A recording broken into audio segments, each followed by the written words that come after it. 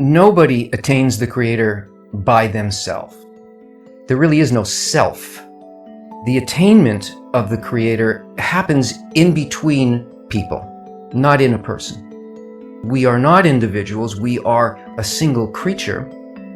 The attainment of the Creator is not something that happens in the individual, but happens when the individual changes their focus to include and think of and direct all good and all thought towards the well-being of the whole system. That's the place in which the Creator or the general law of nature is discovered in a person. Intention, not actions. Actions can be all kinds of things. They can look one way, but the intention behind them can be completely opposite to it. Everybody's born with spiritual gene for that purpose. And that's the goal of everything in creation anyway, is to reach that full conscious attainment. Everybody has it. Whether that gene is switched on or off depends on the development of that individual.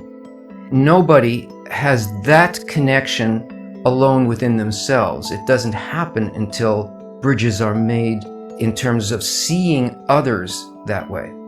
And that's what this general law, love your friend or love your neighbor as yourself, that's what this means.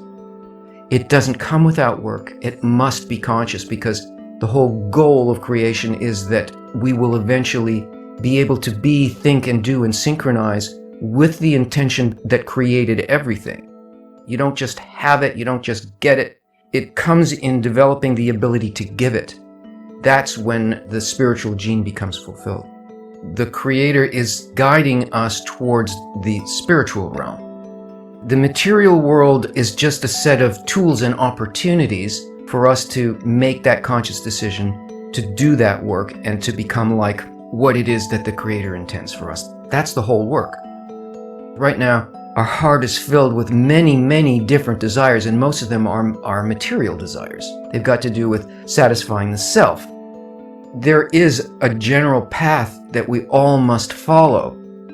The purpose of our life is to fulfill the thought of creation, which is to develop us to a point where we are like a force of nature, and we are like the law of nature. And therefore, we do what the law of nature ultimately does, which is to take care of everything all at once, and is in bliss and joy and perfection. It's already the world that we live in, except we're not attuned to it. There's no other purpose to our existence other than to fulfill the law of nature itself.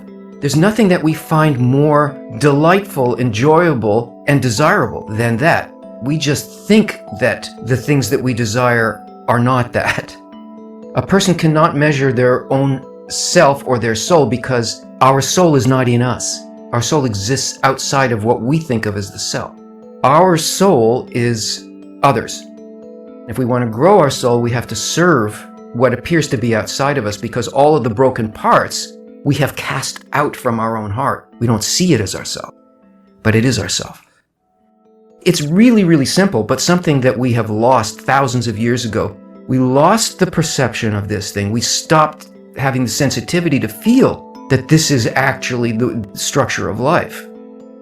We are at the nth degree of egoism and separation, which means that its opposite is about to occur. It's really simple, but it's opposite to what you think. It's opposite to the logic of the ego. You can't do it alone. You must do it together, and this is how.